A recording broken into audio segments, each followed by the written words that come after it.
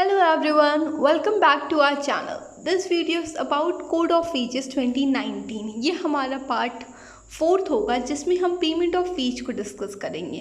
मैंने आपको ऑलरेडी बताया हुआ है कि जो ये कोड ऑफ वेजेस एक्ट है उसमें हमारे जो 4 एक्ट हैं, जो 4 फंडामेंटल एक्ट हैं, उनको चेंज करके, उनको रिप्लेस करके ये एक्ट आने वाला है।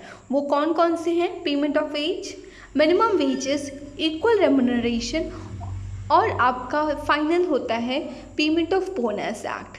तो ये चारों को रिप्लेस करके आया है। तो हमने अपने लास्ट पार्ट में डिस्कस किया था कि मिनिमम वेजेस के अंदर क्या क्या इस एक्ट में आएगा और क्या क्या चीज़ें इसमें इंक्लूड नहीं होंगी, तो वो हमने डिस्कस कर लिया।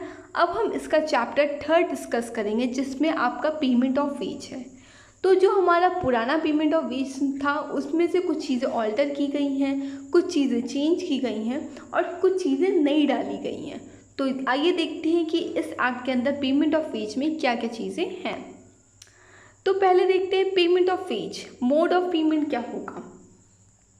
All wages shall be paid in a current coin और currency note or by check or by crediting the wages in the bank account of the employee by the electronic mode। तो आप किसी भी तरीके से payment कर सकते हो अपने एम्प्लॉय का। वो आपका करेंसी हो सकती है, कॉइन हो सकता है, नोट्स हो सकते हैं, चेक हो सकता है, या फिर आप उसे डायरेक्ट उनके अकाउंट में क्रेडिट करवा सकते हो। ये सारे ऑप्शंस आपके पास अवेल होंगे इस एक्ट के अंदर। The employer shall fix the wage period for the employees either as a daily or weekly or fortnightly or monthly, subject to the condition that no wage period in respective of any employee shall be more than 1 month। तो आपका जो veg period है वो कुछ भी हो सकता है। वो आपका डेली वाइज भी हो सकता है, वीकली भी हो सकता है, आपका 15 दिन के लिए भी हो सकता है और 1 महीने के लिए भी हो सकता है। बट जो मैक्सिमम पीरियड आपका है वो 1 मंथ है। उससे ज़्यादा आप नहीं कर सकते कि आप 2 महीने 3 महीने की सैलरी एक बार में दे रहे हो। नहीं, मैक्सिमम आप 1 महीने तक का होल्ड कर सकते हो। 1 महीने के बाद आपको सैलरी देनी ही देनी है, मतलब 30 डे को आपको सैलरी उसको देनी है। उससे ज़्यादा आप लॉन्गेट नहीं कर सकते हो। अब देखते हैं time limit for the payment of wages. क्या क्या टाइम लिमिट्स है, कब आप पेमेंट करोगे उस वेज का जो आपके अंदर एम्प्लॉयड हैं। द एम्प्लॉयर शैल पे और cost to pay payment to the employees engaged on daily basis at the end of the service. अगर वो डेली वेजेस काम कर रहे हैं तो जैसे ही उनका सर्विस ख़त्म होता है, जैसे वो आज का काम कर चुके हैं, तो आप उनको शाम में पेमेंट कर दोगे। वीकली बेसिस पे आप कब करोगे? On the last working day of the week. मान लीजिए आप 7 दिन का करवा रहे हो तो आप मंडे से लेकर आप सैटरडे को करवाते हो, तो सैटरडे को आप उस हफ्ते का पेमेंट दे दोगे। और बिफोर द वीकली हॉलीडे, वही मैंने बताया, सैटरडे को आप पे कर दोगे, संडे को आपका वीकली अगर हॉलीडे है तो आप सैटरडे को पे करोगे।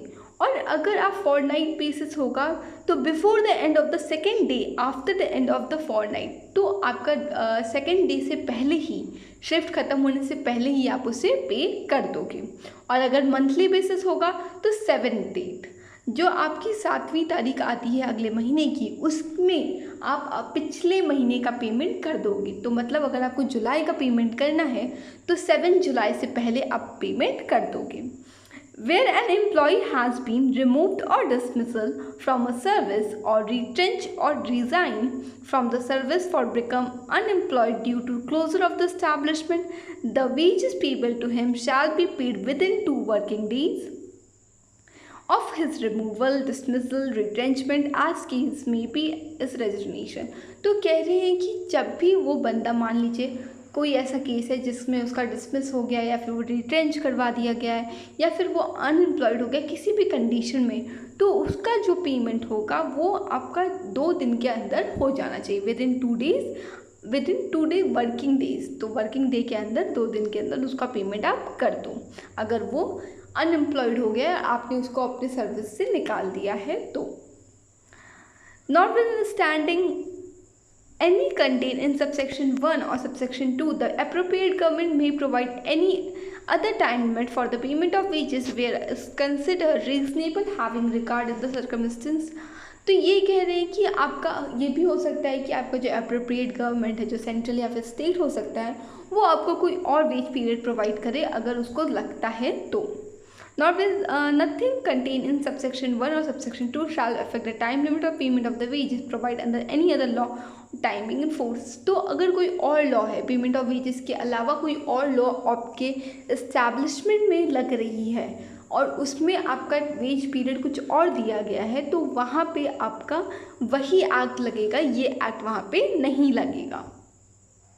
अब डिडक्शन देख लेते हैं।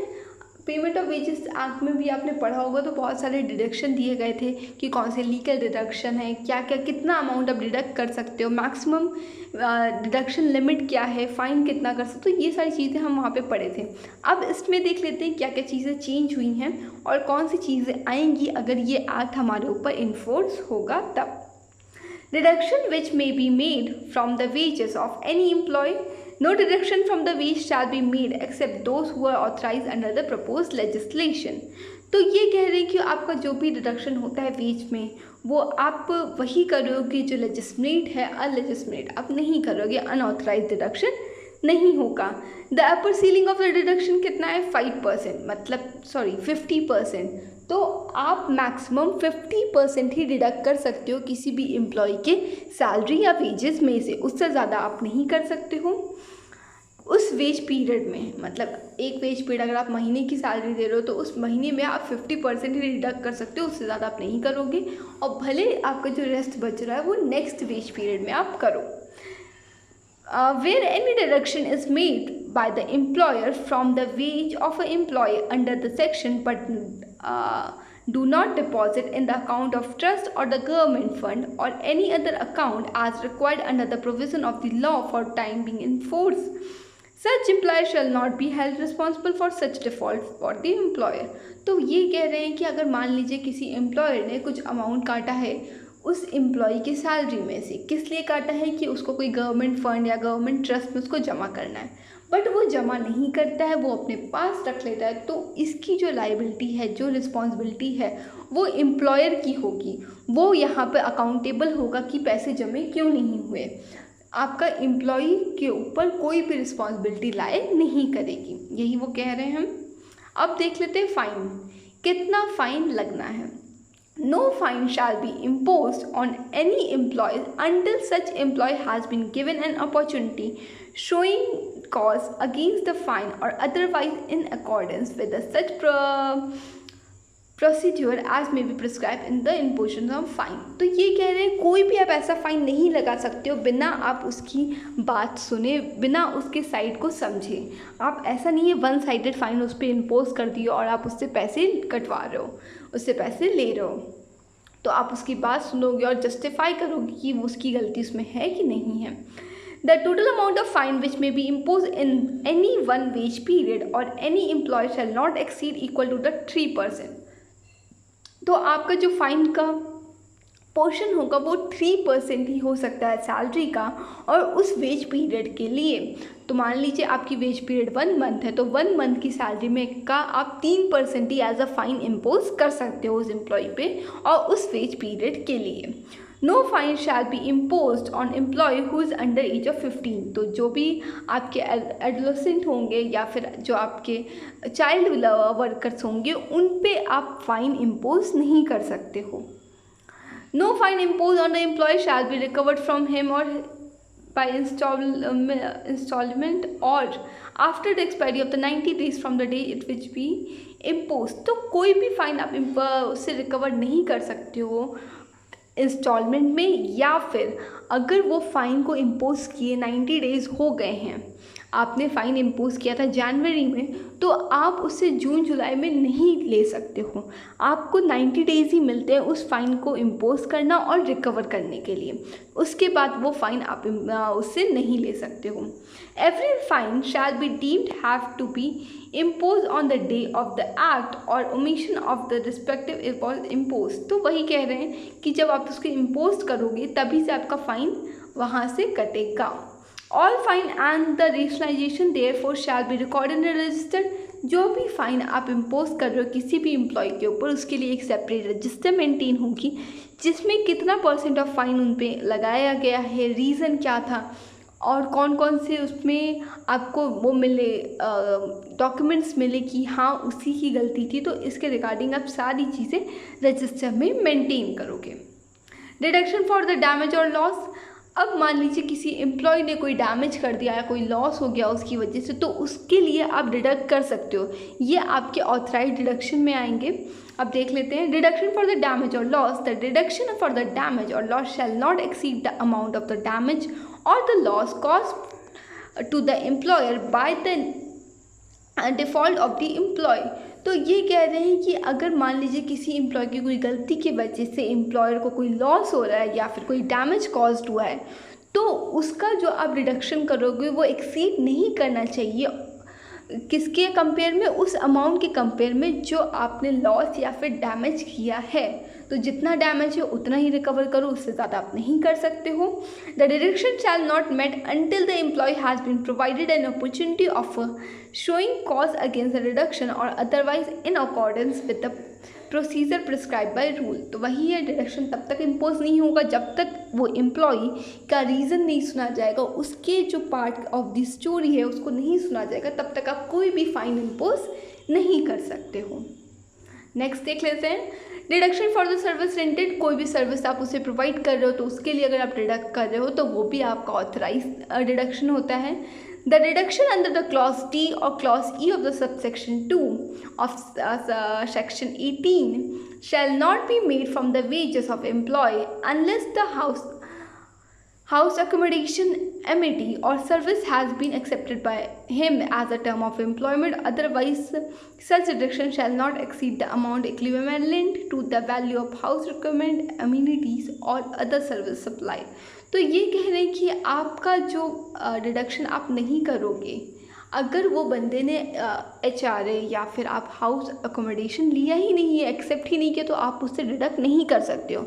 और अगर उसने एक्सेप्ट किया है कि अपने कोर्स ऑफ एम्प्लॉयमेंट में कि हाँ मुझे आप घर दे दो या फिर गाड़ी दे दो, तो हाँ तब आप उसमें से डिडक्ट कर सकते हो और उतना ही डिडक्ट करोगे जितनी उसकी कॉस्ट वैल्यू या फिर जितना उस अमेनिटी को यूज़ करने के लिए पैसे लगेंगे उतना ही आप डिडक्ट करोगे, उससे ज़्यादा नहीं करोगे। Deduction for the recovery of the advances, अगर मान लीजिए किसी एम्प्लॉय ने कोई एडवांसेस आपसे लिए हुए हैं बिफोर द वर्क, मान लीजिए आपका वेज पीरियड 1 महीने का है पर 1 महीने का उसने एडवांस ले लिया है, जुलाई में उसने काम नहीं किया पर जुलाई में एडवांस ले लिया है और आपका जून चल रहा है, तो आप उसको डिडक्ट कर सकते हो जब आप उसको नेक्स्ट मंथ की सैलरी दोगे तब। Recovery of the advance of the money given to the employee before the employment began shall be made from the first payment of the wages in the respect of the complete wage period, but no recovery shall made such advance against the travelling expenses. अगर मान लीजिए कोई बंदा join किया हुआ है और वो पहले ही मंथ आपसे एडवांस ले लेता है, तो उसका जो एडवांस की डिडक्शन होगा वो पहली सैलरी से ही स्टार्ट हो जाएगा, पहले पेमेंट से ही स्टार्ट हो जाएगा और आपके ट्रैवल एक्सपेंसेस यहाँ पे डिडक्ट नहीं होंगे। Recovery of the advance of a money given to the employer after the employment began shall be subjected to the condition as may be prescribe. तो आप रिकवरी ऑफ एडवांसेस है, अगर मान लीजिए आपकी एम्प्लॉयमेंट ख़त्म हो गई या फिर बिगेन हो रही है तो आपके रूल के अकॉर्डिंग ही आपका यहाँ पे रिडक्शन होगा। Recovery of advance of a wages to employee not already earn shall be subject to the condition as way be prescribe. तो आप वो भी पैसे उसको आप रिटर्न दे सकते हो, उसको एडवांस पे दे सकते हो जो अर्न किए नहीं गए हैं अभी, तो उसके लिए भी यहाँ पे आप एडवांस प्रोवाइड कर सकते हो, बट इसका जो डिडक्शन है वो भी ऑथराइज डिडक्शन होगा। Chapter not to be apply on the government establishment, तो ये इसमें कहा गया है कि ये जो पेमेंट ऑफ वेजेस है जो आपका चैप्टर 3 है वो आपके जितने भी गवर्नमेंट इस्टेब्लिशमेंट है उस पर अप्लाई नहीं होगा, उस पर एप्लीकेबल नहीं है। तो बहुत इंपॉर्टेंट है, चैप्टर 3 जो पेमेंट ऑफ वेजेस है वो आपका कोई भी ऐसा इस्टेब्लिशमेंट जिसमें गवर्नमेंट आपका ओनर है, जो गवर्नमेंट इस्टेब्लिशमेंट है उस पर ये अप्लाई नहीं होगा, बट अप्लाई हो भी सकता है अगर उससे वो जो अप्रोप्रिएट गवर्नमेंट है वो चाहती है तो वो करवा सकती है, पर अदरवाइज़ यहाँ पे अप्लाई नहीं हो रहा है। तो अप्लाई करने के लिए क्या करेगी कि अप्रोप्रिएट गवर्नमेंट नोटिफिकेशन निकालेगी, उसके बाद वो अप्लाई हो जाएगा।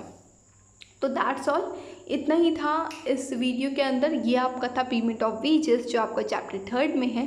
अब हम नेक्स्ट जो है चैप्टर वो अपने नेक्स्ट वीडियो में डिस्कस करेंगे। तब तक के लिए आप प्लीज़ हमारे चैनल को सब्सक्राइब कीजिए, लाइक कीजिए, और अगर आपको इसके नोट्स चाहिए तो आप टेलीग्राम ग्रुप में हमें फॉलो कर सकते हो, वहाँ पे आपको नोट्स मिल जाएंगे। Thank you.